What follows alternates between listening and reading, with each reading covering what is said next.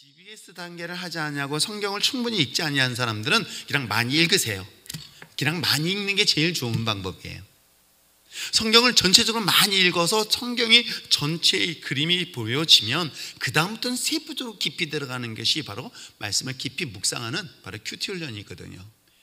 그래서 여러분들에게 노트를 준비하고 내가 매일같이 말씀을 어느 정도 읽으면서 그 말씀에 대한 정리를 하라는 것도 지난주에 했는데 또 안 물어보잖아요. 지금 보나마나 안 한 사람들이 더 많아 보이니까. 그런데도 불구하고 오늘 여러분을 믿고 여러분의 더 말씀을 깊이 한번 여러분 정리하는 건 이유가 뭐예요? 이번에 주일날 새벽기도 하는데 앞으로 내가 종종 시켜야 되겠다. 내가 얼마나 편하고 자유로워요. 이 밤에 너무 자유로운 거예요. 왜냐하면 수요일날 같은 날은 수요 설교 준비해야 되죠. 새벽 설교 준비해야 되죠. 오늘 같은 경우는 신방이 있었죠. 점심 약속이 있죠. 그러면은 내가 식사를 하든 신방을 하든 내 머릿속에는 저녁 설교까지 머릿속에 염두를 둬야 된단 말이에요. 그런데 새벽 설교 하시는 집사님, 권사님, 장로님이 계시니까 얼마나 제가 막 편하고 내 편하게 룰루랄라 하고 새벽기도 내려오거든요. 그 대신 이 말씀을 준비하는 분들은 평소에 이 말씀들 훈련이 돼 있어야 된다는 얘기를 하고 있는 거예요. 아시겠습니까? 그래서 앞으로 누구든지 시킬 것이다. 대답들은 안 하시고 있습니다. 자, 좀 전에 누가 그러더라고요. 와, 요즘 새벽 기도에 유튜브로 보는 사람의 숫자가 확 늘었대. 저보다 더 많이 늘었대. 그래서 야, 이 사람들이 훌륭하구나.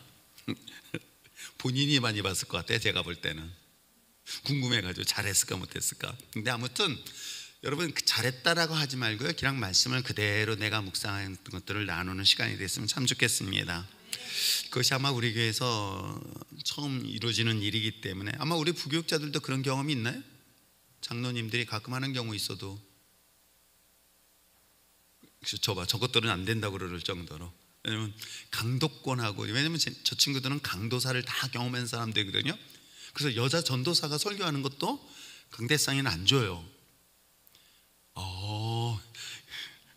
진짜입니다. 그치? 강도사만이, 그러니까 저는 처음에 강도사라길래 무슨 강도한 사람인 줄 알았어요.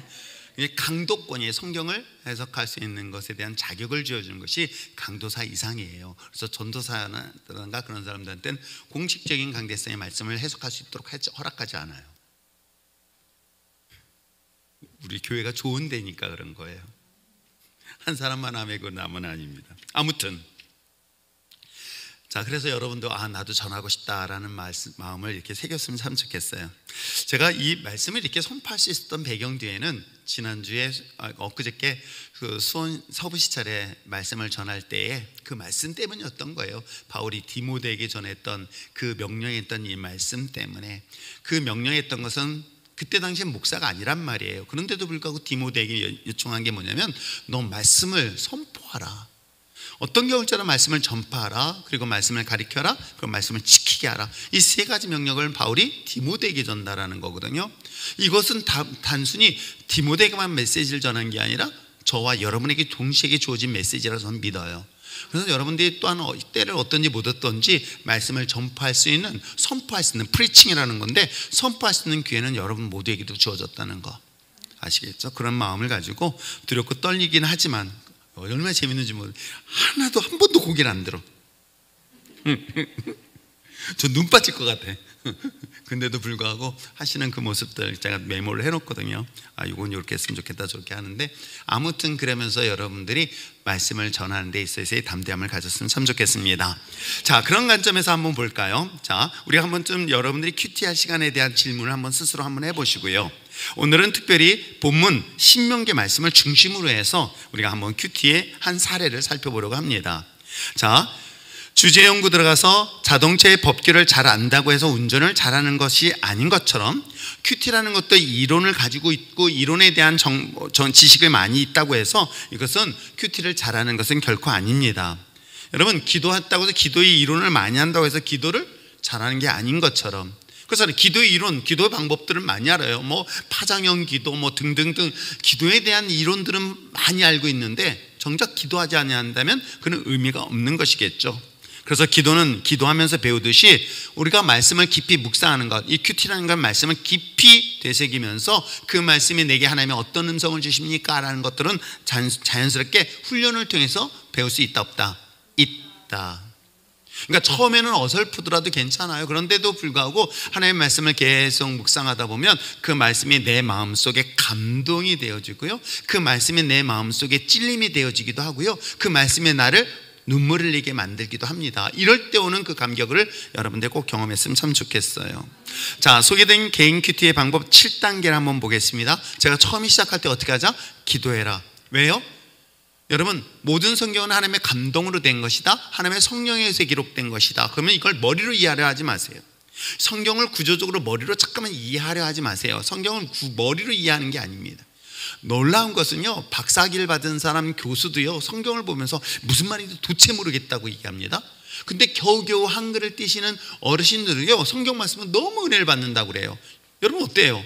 누구는 많은 지식을 갖고 있는데도 불구하고 무슨 말인지 도저히 못 알아듣겠다 하는 사람이 있는가 하면, 전혀 배움이 짧은 그런 어르신인데도 불구하고 성경 말씀의 은혜를 받고 감동을 받고요, 그 기쁨을 얻는 경우가 있단 말이에요. 그래서 성경은 철저하게 하나님의 성령에 의해서 역사한 책이기 때문에 먼저 시작하기 전에 어떻게 하나? 하나님의 기름 부으심을 위해서 기도하십시오. 한번 읽어보겠습니다. 시작.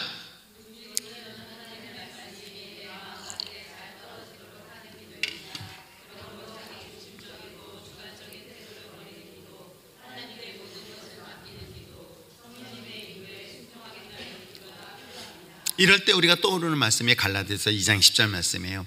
내가 그리스도와 함께 십자가 못 박혀 죽었습니다. 그러니까 내 생각이 없어야 되는 거예요. 내 생각에는 이 말이 아니라 주님의 생각으로 바꿔주는 거예요. 계속 훈련되어지면요, 내가 십자가에 못 박고 주님의 생각으로 바꿔지게 되어집니다. 그러니까 우리가 보통 많이 흔들리고 위기를 만나는 대부분의 사람들은 내 감정이야, 내 생각이야, 이것 때문에 대부분의 신앙들이 무너지고 허물어져요.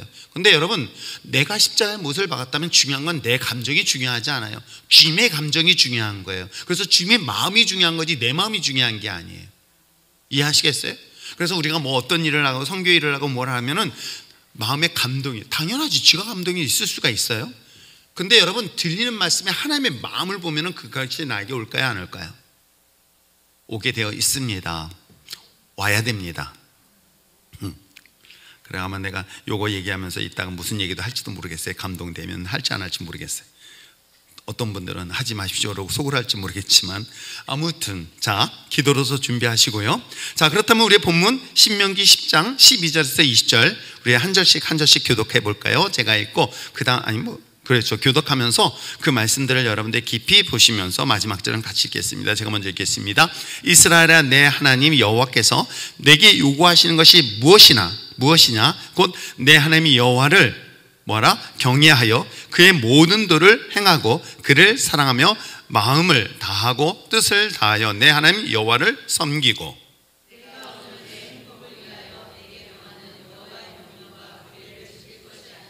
자, 우리가 10절, 12절과 13절을 딱 읽으면서 뭐예요? 하나님이 너에게 요구한 것이 있었다. 뭐라 그래요? 경외하고 모든 도를 행하고 사랑하며 마음을 다하고 뜻을 다하여 하나님을 섬기고, 또 내 명령과 규례를 지킬 것이다. 이게 뭐예요? 내 하나님이 우리에게 요구하는 것이다 라고 문장이 바로 이해가 되어야 됩니다. 자, 14절 제가 읽겠습니다. 하늘과 모든 하늘의 하늘과 땅과 그 위의 만물은 본래 내 하나님 여호와께 속한 것이로되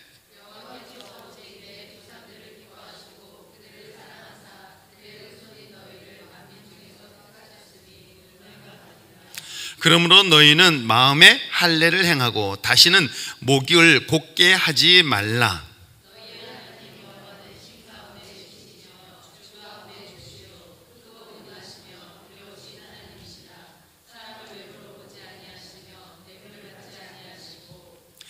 고아와 과부를 위하여 정의를 행하시며 나그네를 사랑하여 그에게 떡과 옷을 주시나니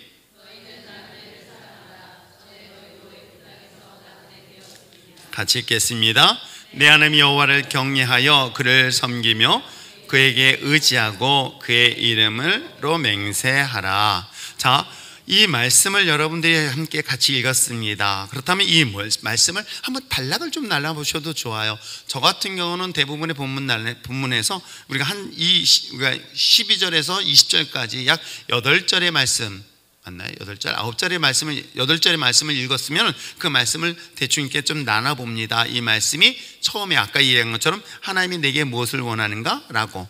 근데 그 원하는 것에 대한 세부적인 내용들이 또 나중에는 보면 고아와 또 과부에게 그들에게 또한 어려운 이웃에 나누는 것을 또 이야기를 하고 있어요. 이 이야기는 뭐냐면 결국 하나님을 경외하는 것에 대하여 내가 이웃에게 어떤 삶을 살아야 되는 것인가를 이 본문을 통해서 설명하고 있다는 것들을 이렇게 단락을 좀 나눠보는 것, 이런 것도 이게 계속 보면 좋은데, 자, 그러기 위해서 이제 본문을 관찰이라고 하는 거예요.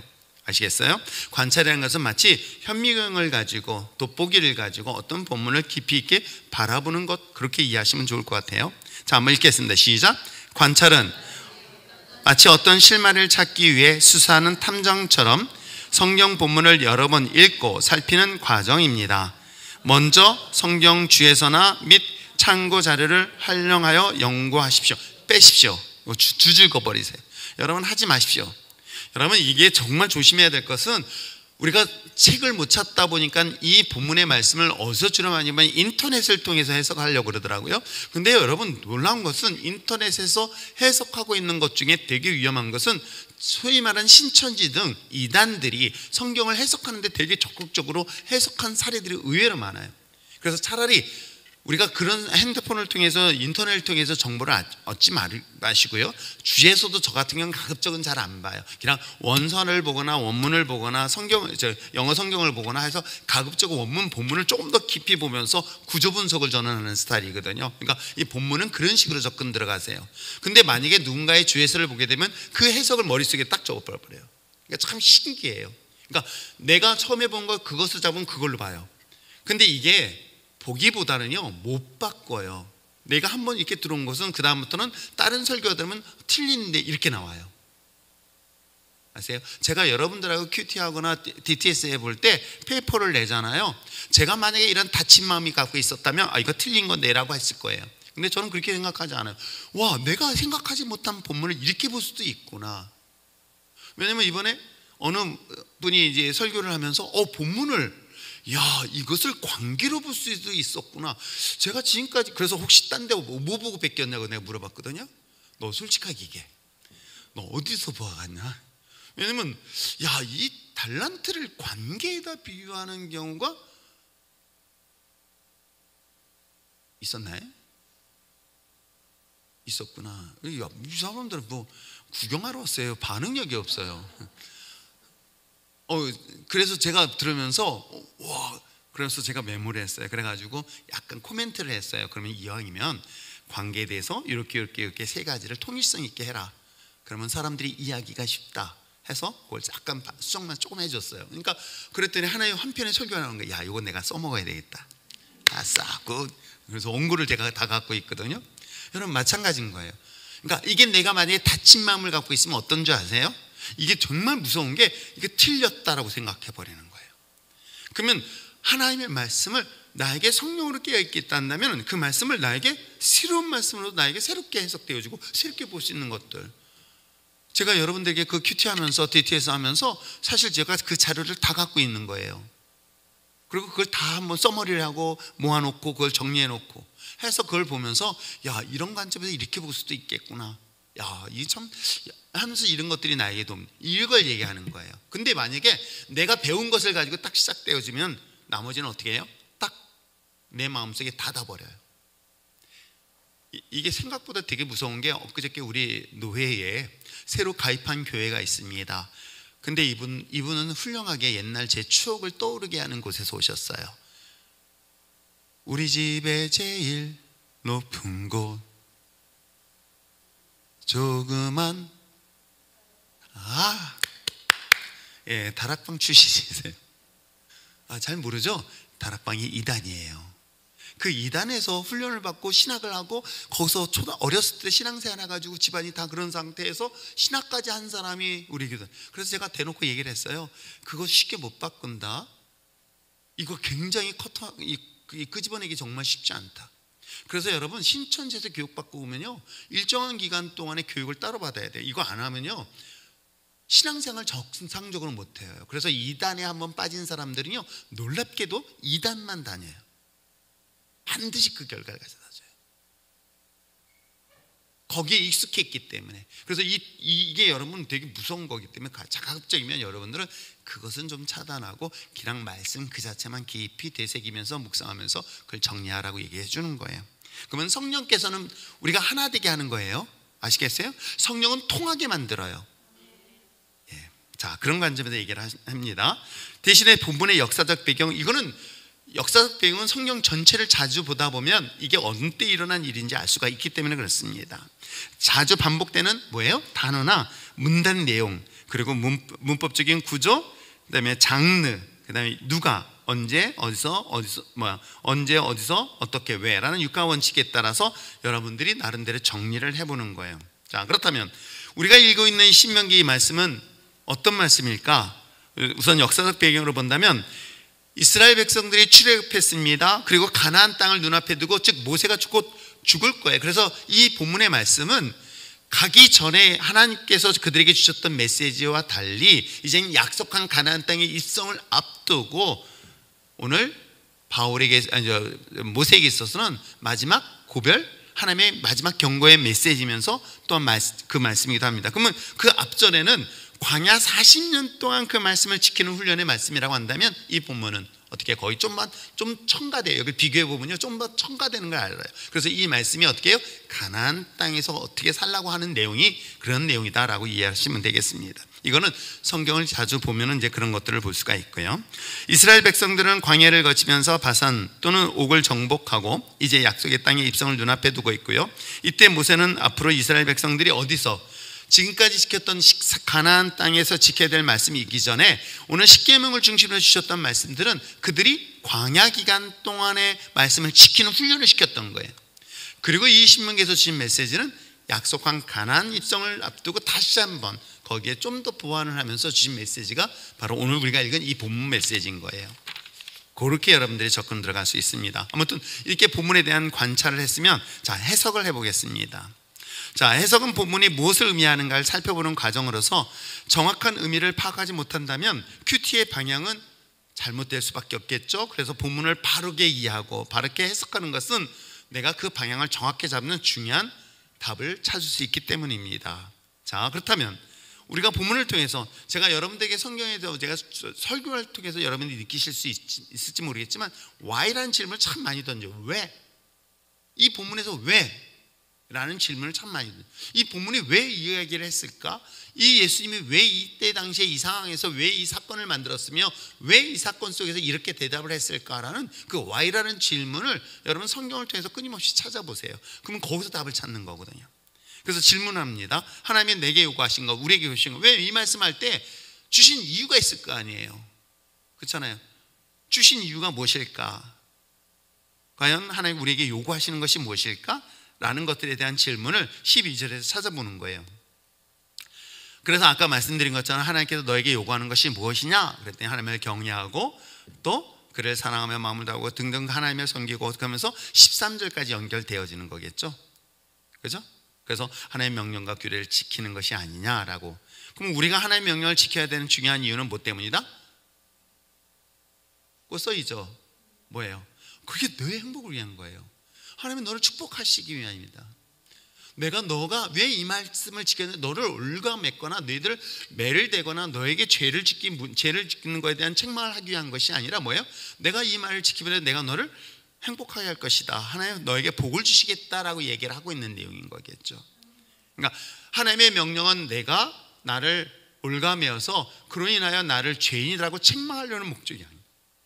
하나님의 말씀은 나로 하여금 복 주시기 위한 것이다. 나를 지키시기 합니다. 나를 하나님께서 은혜 가운데 인도하심이 위하다. 자, 그러면서 또 한 걸 이야기하고 있어요. 또 질문을 던져본 거예요. 뭐예요? 이건 사례인 거예요. 이럴 때 했더니 또 계속 이렇게 쓰면 안 돼요. 여러분들이 성경을 보면서 나름대로 질문하고 나름대로 하세요. 정답이라는 게 없다고 분명히 얘기를 했습니다. 자, 하나님이 이스라엘을 택하신 중요한 이유가 뭐 때문이다? 그것이 바로 여호와께서 내 열조를 기뻐하시고 그들을 사랑하사. 그건 뭐예요? 아브라함을 얘기하는 거겠죠? 그죠? 그 전부터 얘기한다면 또 누굴 얘기해요? 아담을 얘기하는 거겠죠? 그러니까 지금 우리를 하나님이 선택하시고 사랑하신 것은 어찌 보면 하나님이 이미 오래전서부터 우리 조상으로부터, 즉 아브라함으로부터 이미 우리를 선택하셔서 하나님의 자녀로 삼으셨던 거. 아니, 그 전으로 본다면 노아로부터 이렇게 이야기를 할 수 있기 때문에 하나님과 나와의 관계가 먼 이웃의 관계가 아니라 나에게 더 가까운 관계로 느껴질 수 있는 배경이 되기도 합니다. 우리가 믿는 하나님은 어떤 분이시다라는 것들을 또 성경에서 이야기하고 있는 중요한 내용이기도 합니다. 그러니까 성경에서는 하나님이 내가 누구다라는 걸 계속 반복해서 얘기를 하고 있어요. 그것이 뭐예요? 바로 하나님은 너희를 사랑하셨다는 거예요. 그러니까 성경의 66권을 우리가 경험하는 것은 사실 다른 게 아니에요. 여러분, 러브레터를 받고 기분 나쁜 사람 있으면 손 들어보세요. 그래서 가끔 제가 생일 카드 쓸 때 러브레터 내용 대신에 책망하는 소리를 쓰고 싶을 때가 있을까요?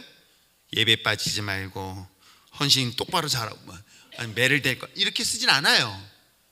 저도 다 거기다 위로한다고 하나님은 당신을 축복하시고 막 이런 메시지를 막 해요. 근데 하나님이 나를 사랑하는 그 러브레터는요 어떨까요? 우리가 아무리 관계가 안 좋아도요, 남편한테 아내한테요, 저도 우리 아내한테 여보 나 편지 좀 써줘 맨날 그래요. 지금까지 안 써줘서 그렇지. 편지를 받을 때 오는 감동이 있잖아요. 사실은요 성경은 하나님이 나에게 주신 일방적 사랑의 메시지예요. 이걸 발견할 때 오는 그 감격과 기쁨은요, 내가 세상에서 받는 기쁨하고는 전혀 다른 문제예요. 여러분, 이 하나님의 러브레터를 내가 여러분 받으면요, 당신 여보 나 사랑 안 해도 괜찮아, 내가 다 얼마든지 당신 사랑할 수 있게 되는 거예요. 이게 못 느끼니까 맨날 남편 나만 사랑해줘 라고 얘기하는 거예요. 그런 사람이 없네. 이해되시겠어요? 이 사랑의 성경의 이야기가 바로 하나님은 나를 정말 사랑하고 있구나라는 이야기들인 거예요. 자, 우리가 믿는 하나님은 어떤 분이시다? 그 박스 읽어보세요. 시작. 너의 하나님 여호와는 신의 신이시며 주의 주시고 크고 능하시며 두려우신 하나님이다 라고 얘기를 하고 있는 거예요. 그러면서 우리 외모도 보지 않고 뇌물도 받지 아니한대요. 혹시 11조를 뇌물로 생각하지 마세요. 자, 하나님은 그러한 하나님이라는 사실들을 소개하고 있고요. 또 하나님은 특별히 사랑하는 그 대상은 누구다? 고아와 과부, 나그네 같은 사람들을 사랑하신다라고 얘기를 하고 있어요. 그러니까 어떻게 보면은 이게 국률이라는 마음인 것 같아요. 저는 여러분 그렇게 그 한 달란트를 관계에서 이 한 달란트를 이기적이다라고 얘기한 표현이 이 관계에서도 가능하겠구나 나만. 근데 하나님은 절대 그걸 기뻐하지 않으세요. 하나님은 우리가 정말 주변에 있는 사람들, 그 오지랖이라고 저는 얘기할 수 있는데 그 오지랖 넓은 사람을 사랑해요. 그러니까 오지랖 피세요. 그 뭐냐면 정말 어려운 사람들, 아픈 사람들, 상처받은 사람. 그랬더니 하는 소리가 또 뭐냐면 어떻게 교회가 그 사람을 사랑하지 않아요? 이딴 소리는 하지 마요. 지가 하세요. 제발 좀. 저는 제가 목회하면서 그런 경우는 정말 지가 안 하면서 맨날 목사님이 어떻게 안 하냐고. 지가 해 그러면. 자기에게 보이면 자기가 하면 되는 거예요. 누가 하든 안 하든 그거 가지고 비난하래. 근데 제가 이렇게 쭉 목회를 해보면서 자기가 못하니까 남 비난하려고 하는 거예요. 저는 제가 딱 보니까 그건 알겠더라고요. 내가 하는 대신 남의 비난하는 것만 보여요. 근데요 여러분, 내가 그걸 하는 사람에서 그 기쁨을 얻는 사람은 남이 하기 전에 내가 해요. 교회 목사가 하기 전에 제가 먼저 하려고 그래요. 이건 분명히 그래요.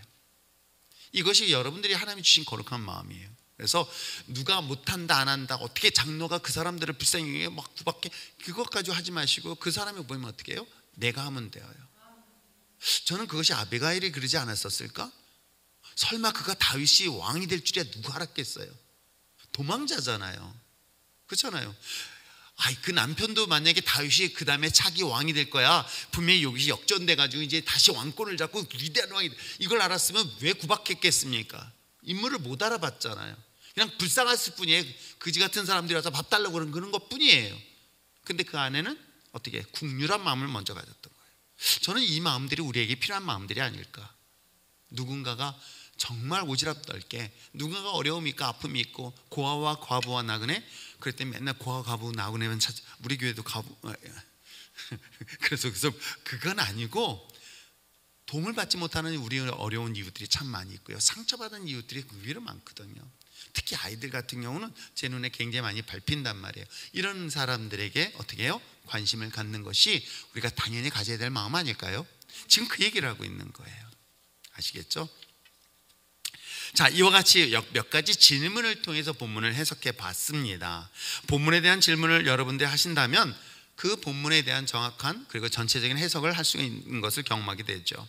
그런 전체적인 내용을 요약했다고 한다면 그 다음에 뭐예요? 그 말씀들을 깊이 이제 정리했으면 그것을 어떻게 해요? 그래서 여러분의 노트를 사라고 메모를 정말 하라고 하는 이유가 이런 거예요. 그리고 주일 설교든 무슨 설교든 항상 메모를 하는 걸 습관화시키자. 그것은 내가 보든 안 보든 그것이 내가 집중할 수 있는 좋은 방법 중에 하나일 것이다. 그래서 묵상을 하는 거예요. 그거 가지고 어떻게 해요? 되새겨 보는 거예요. 되새김질하는 거예요. 여러 구절보다 한두 구절에 집중하여 반복하여 생각하다 보면 그 말씀이 어느 정도 전체가 보이면서 거기서 내가 얻는, 거기서 깨닫는 것들, 때에 따라서는 거기서 하나님이 어떤 분인가, 또 이 말씀을 통해서 내가 무엇을 하지 못하고 있는가라는 것들을 발견할 수 있게 되는 것이겠죠. 또 때에 따라서 이 말씀을 통해서 어때요? 나는 이 말씀, 우리가 한 8개의 구절의 말씀을 보면서 난 이 말씀에 정말 위로받았어. 내가 이런 사람이었구나. 하나님은 나를 이렇게까지 사랑하셔서 나를 선택하셨구나 라는 것에 나에게 또 다른 위로와 감동이 있겠죠. 그런 위로와 감동이 있는 사람은 누가 남들이 나에게 조롱하고 무시해드려요? 여러분, 정말 그에 상처받을 일이 있을까요? 상처받을 일이 없어요, 사실은. 아시겠어요? 그게 하나님의 말씀이 내게 주신 그런 놀라운 능력인 줄 믿습니다. 그리고 그 말씀을 통해 새롭게 깨닫는 것이 무엇이며 그것을 통해서 내가 어떻게 할 것인가 라는 것들을 적용까지 만들어 보십시오. 자, 이런 것을 어떻게 하라? 꼭 기록하십시오. 정말 기록하십시오. 오늘 우리 사랑하는 딸하고 이제 내 딸이 아니지, 딸? 그렇죠. 딸 같은 아이죠. 정말 아기 때부터 봤고 그 아이가 이제 이태리로 이제 유학을 가려고 이제 준비를 하고 있어요. 참 기특하더라고요. 그래서 왜 거기로 가냐? 이때 의학을 공부하러. 걔가 머리가 거기까지는 아닌 것 같은데 우리 심집산 안 왔죠? 그런데도 불구하고 사실은 그 아이는 그런 자기가 갖고 있는 꿈이 있었어요. 그리고 자기는 생각이 분명했고 그 꿈을 이뤄내기 위해서 굉장히 많이 몸부림쳤던 아이였거든요. 그러니까 걔를 보면서 꼭 내 모습 보는 것 같은 그런 느낌이 들어서 더 이뻐했던 것도 사실이에요. 근데 이 아이가 자기에 대한 꿈에 대한 이야기를 해서 내가 그런 얘기를 했어요. 나는 중학교 때부터 메모를 했던 것들이 있단다. 내가 20살에는 뭐 할 것이다. 그리고 30살에는 뭘 할 것이다. 그리고 30살에는 무엇을 할 것이다. 그것을 메모해가지고 시간에 돌아와서 나를 한번 돌아본다. 마찬가지다. 너가 지금 이제 30대 됐다면 40세 됐을 때 너가 지금 무엇을 하고 있을까를 한번 좀 메모를 해놔봐라. 기록을 해놔봐라. 그리고 50살 됐을 때는 내가 어느 위치에 있는가를 한번 메모를 해봐라. 그럼 그것을 하기 위해서 내가 무엇을 할 것인가를 한번 좀 정리해서 준비를 해봐라. 그래서 올 연말까지 시험을 보고 그 다음에 이제 들어가서 이태리에서 공부하고 그 다음에 이제 거기서 의사가 되면 자기는 한국보다는 뭐 이렇게 국경 없는 의사에 자기는 그런 쪽에 가서 관심이 있기 때문에 그런 곳에 가서 세계적으로 돌아다니면서 그런 일을 하고 싶다라는 얘기를 아이가 야무딱지게 얘기를 해주더라고요. 그래서 기도해 주면서 그렇게 한번 해보자라고 얘기해 줬어요. 이것이 성취되든 성취되지 아니하든 하나님께서 그의 마음에 꿈을 주시고요, 그것을 가지고 도전해 나가는 것은 어찌 보면 정말 젊은 아이에게는 굉장히 소망처럼 우리 하나님이 주신 마음도 마찬가지 아닐까요? 이제 그 마음을 하나님이 주신 마음으로만 바꾸면 저는 그 꿈은 얼마든지 이루어질 수 있다 없다? 있어요. 저는 최근의 말씀을 보면서 요셉 한 사람을 위해서 어때요? 하나님은 자연까지도 제의를 움직여요. 아닌가요? 한 사람은 요셉 한 사람 때문에 한 사람을 하나님 축복하시기 위해서 어떻게 해요? 7년이라는 풍년을 주시고 7년 동안 흉년을 주어버리세요. 만약에 요셉이 이런 일이 없었으면 그는 감옥에 갇혀 있었어요. 아세요? 그 일을 위해서 꿈을 꾸게 하잖아요. 그래서 꿈을 통해서 뭐예요? 정말 흉년과 풍년을 경험시키죠. 이것을 통해서 어떻게 해요? 그를 어떻게 한 나라의 국무총리까지 올리시죠. 그러니까 하나님은 이 요셉을 국무총리라는 자리에 올리시기 위해서 어떻게 해요? 자연까지도 움직이시는 하나님. 이게 모든 역사의 중심이 우리에게 있다는 거 여러분 아세요? 그럼 저 이렇게 생각해 보세요. 거꾸로 생각해보면 하나님이 나를 위해서 역사는 움직일 수 있다 없다? 있다. 하나님 그 사람을 사용하시려고 찾고 계세요. 그러면 여러분 제가 진짜 욕심내라는 게 이왕이면 하나님 그 많은 사람이 나를 그렇게 사용해달라고.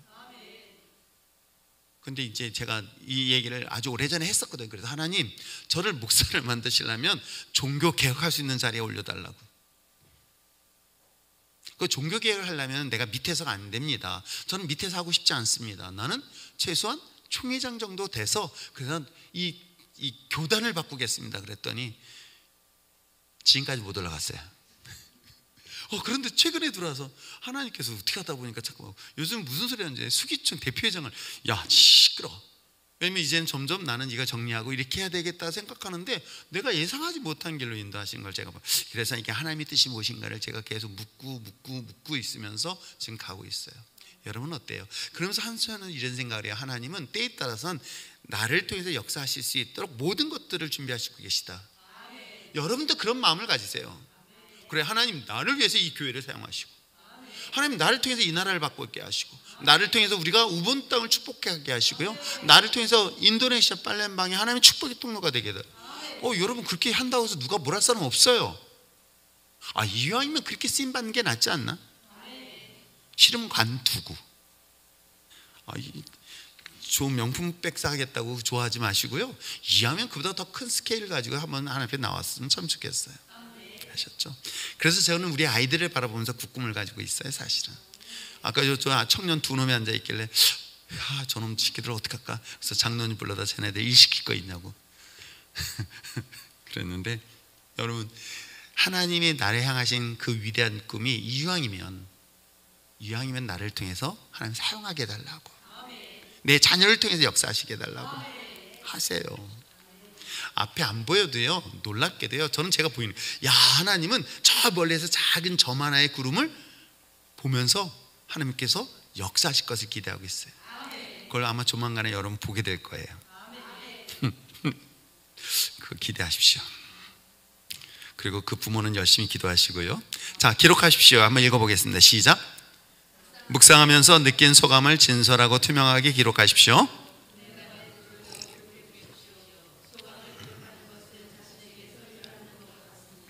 기록을 하게 되면 보다 오래 기억할 수 있고 자신의 깊은 내면의 말씀을 적용할 수 있습니다. 소감을 기록하는 습관을 들이면 놀라운 영적 진보를 누리게 될 것입니다. 이건 정말 그렇습니다. 그래서 제가 여러분들에게 설교를 준비하면서도 사실은 제가 설교를 여전히 손으로 쓰면서 오는 그 기쁨과 감격이 커요. 그리고 설교를, 근데 우리 집사람은 뭐 하냐고 맨날 그러는데요, 설교를 준비하면서 머릿속으로 막 그려다녀요. 막 돌아다녀요.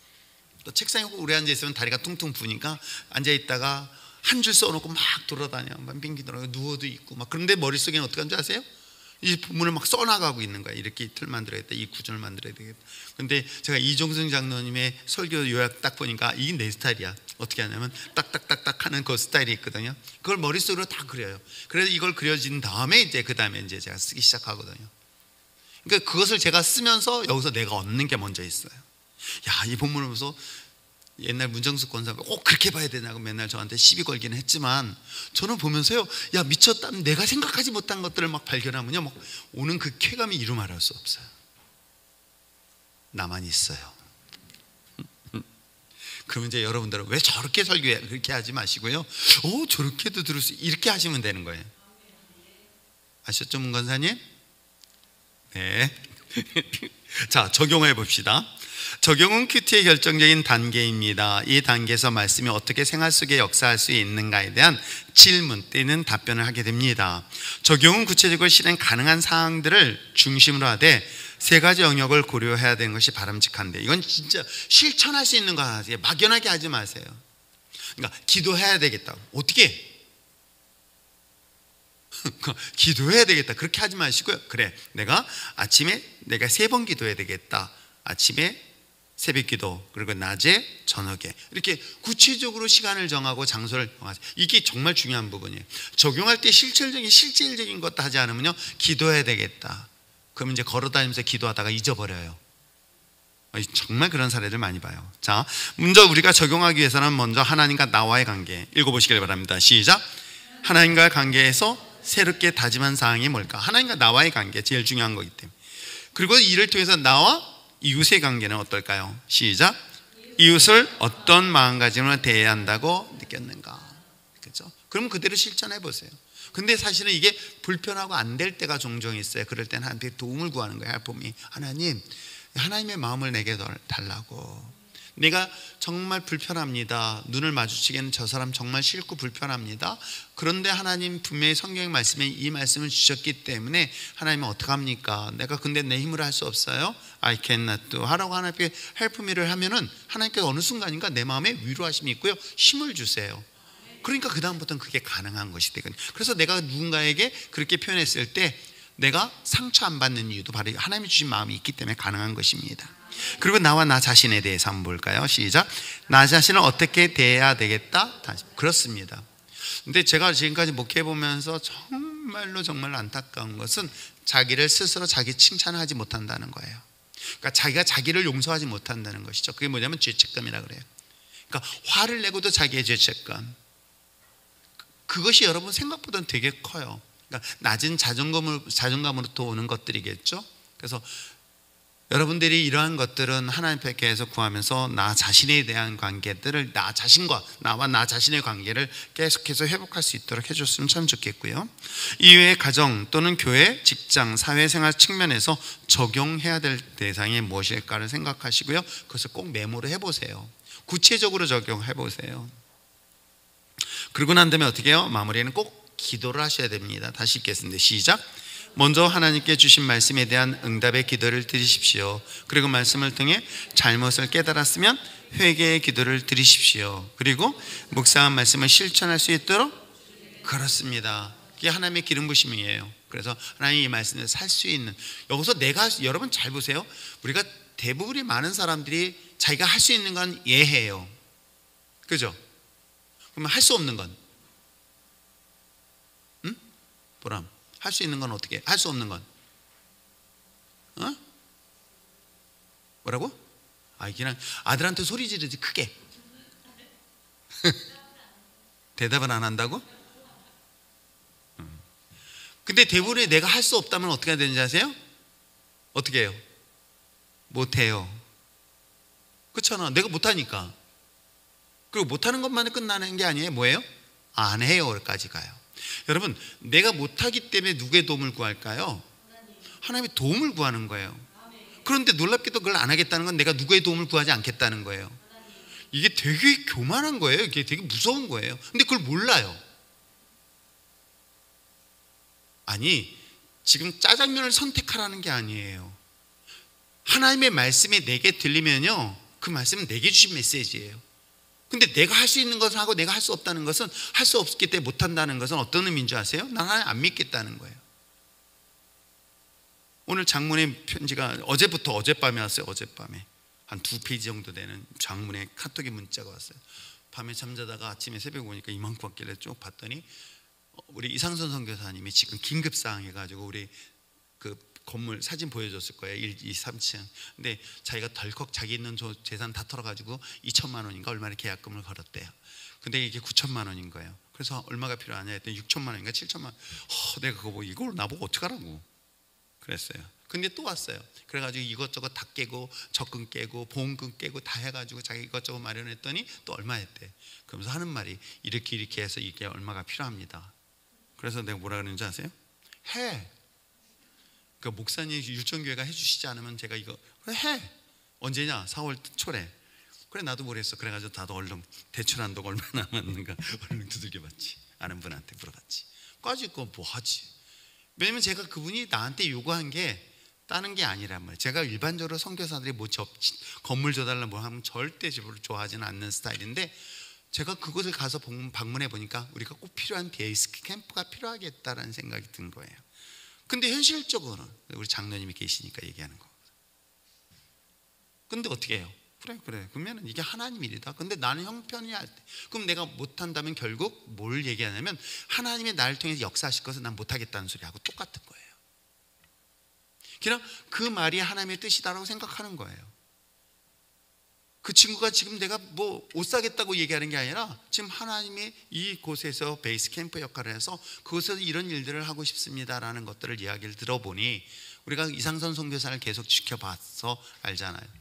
그리고 그곳에서 하나님이 일어나는 것들을 보면서 그래 뭐 하나님이 일하시겠다 하신다면 그렇다면 하자. 나는 모르겠다. 결과는 어떻게 될지 모르겠지만 한다면 그럼 내가 하겠다. 어떻게든 하겠다. 어떻게 하겠나? 나는 그렇게 기도하는 거야. 하나님이 나를 통해서 역사하시겠다. 하나님이 일하실 수 있도록 우리는 그 준비만 되면 된다. 여러분, 이런 마음들이 하나님이 주신 마음들인데 처음부터 뭘 들어보면 난 못해요, 안 해요. 참 이게 되게 무서운 얘기인 거예요. 못하겠다, 안 하겠다 하는 순간부터 그건 뭘 얘기하냐면 난 하나님 안 믿겠다는 것과 똑같은 그런 모습인데 그걸 인지를 못해요. 그래서 내 능력, 여러분 내 능력 가지고 인생을 살 거라면 하나님이 왜 필요합니까? 내 능력 할 수 없을 때 정말 신앙이 필요한 거잖아요. 하나님, 내가 할 수 없기 때문에 하나님 도와달라고 기도할 수 있는 건데 이걸 안 하겠다는 것과 똑같은 거거든요. 근데 어때요? 그러면 우리가 주어지는 환경에서 할 수 없는 것과 이건 내가 굳이 일을 안 벌려도 안 할 수 있는 이런 거 있잖아요. 내가 굳이 이걸 일을 벌려야 돼? 이건 안 해도 괜찮아. 왜? 이건 내가 할 수 없어. 근데 놀랍게도요, 하나님의 역사는요, 내가 앞으로 나갈 때 역사가 일어나고요, 그걸 통해서 하나님의 지경이 넓혀진다는 것을 성경은 분명히 이야기를 하고 있어요. 여러분, 그것은 우리가 성경을 통해서 저래도 양심상 가난한 과부, 가난한 정말 과부, 아들 하나 있는 그 과부에 가서 야, 그가 먹는 마지막 식사 한 끼를 달라고 한 저는 못할 것 같아요. 근데 하나님이 분명히 그의 발걸음을 인도하셨잖아요. 이 여인이 반응이 얼마나 재밌어요. 내가 이거 먹고 죽을 것인데, 근데 자기네들 이 사람은 믿음이 있었던 거 아니에요. 전통적인 문화가 있었기 때문에 그게 가능했던 거예요. 그런 걸 하나님 믿었던 사람도 아니에요. 이방 여인이에요. 그런데 그들은 전통적인 신앙이 있었던 거예요. 신앙 문화. 나그네에게는 무조건 그를 도와야 된다는 것은 고대 근동의 이스라엘뿐만 아니라 모든 주변의 사람들이 그런 문화를 갖고 있단 말이에요. 근데 진친 나그네 늙은 노인네가 와서 한 끼를 달라 했을 때 측은지심처럼 그 마음을 가졌던 것이 믿음을 갖고 있었던 건 아니라고 저는 생각해요. 그런데 그곳에서 역사가 일어나는 거예요. 그래서 저는 하나님의 말씀에 대해서는 내가 할 수 있기 때문에 할 수 없, 내가 함으로 인해서 이거에 따른 부작용, 그건 하나님이 하시죠. 내 인생을 어차피 내가 책임지고 하나님이 인도하실 것이잖아요. 그 역사하심을 믿고 여러분들이 그 말씀으로 삶을 적용해낼 때 그 말씀이 정말 내 삶 속에 놀라운 역사를 반드시 경험하게 될 줄 믿습니다. 그래서 하나님께 도움을 할 품을 구하는 거예요. 그리고 어떻게 해요? 삶으로 실천해 내십시오. 읽겠습니다. 시작. 실천하기를 결심한 항목을 꼭 실천하십시오. 행함이 없는 믿음은, 그래서 행함이 있는 그 믿음은 놀랍게도요, 내가 확신을 갖게 되고, 우선 먼저 내가 확신을 갖고요, 이 확신은 다른 사람에게 영향을 미치게 되어 있어요. 분명히 영향을 미치게 되어 있어요. 아시겠어요? 자, 우리 큐티에 대해서 여러분 살펴봤습니다. 여러분 제발 부탁드리는데 여러분들이 정말 노트를 준비해서 정말 설교 말씀을 집중해서 잘 들을 뿐만 아니라 매일같이 큐티 노트처럼 매일 말씀 묵상하고 오늘 내게 주신 말씀, 그래서 그 문장을 기록해서 그래서 내가 어떻게 하라고, 어떻게 적용할까, 이걸 말씀을 적용해 보고 순종해 봤더니 또 하나님이 내게 어떤 일들이 일어났는가, 이게 개인인 거예요. 근데 이게 소그룹이 모이면 어떻게 해요? 이게 바로 셀인 거예요. 그게 바로 소그룹 모임이거든요. 그래서 저는 소그룹 모임이 가서 어느 맛집 그 얘기하는 게 아니라 말씀을 서로 나누는 모임이 됐으면 좋겠다는 생각을 가지고 시작했던 거거든요. 지금은 주일 설교만 가지고 얘기하지만 저는 개인적으로는 주일 설교만 가지고 아니라 여러분들이 각자 그 말씀을 각 셀 리더들이 말씀을 중심으로 해서 그 말씀을 서로 큐티하는 모임. 그래서 제가 이번 주제를 잡은 게 이거예요. 그래서 말씀의 각 셀 리더들이 소그룹에 모여서 그 말씀에 내가 이런 말씀을 깨달았습니다, 느꼈습니다 라고 서로 나누는 그러한 모임들이 저는 가장 건강한 교회 모임이다 라고 생각하고 있고요. 그 모임이 됐으면 참 좋겠습니다. 그래서 거기에는 목사인 제가 없어도 여러분들이 충분히 소그룹 교회의 공동체 역할을 할 수 있다 없다? 있다.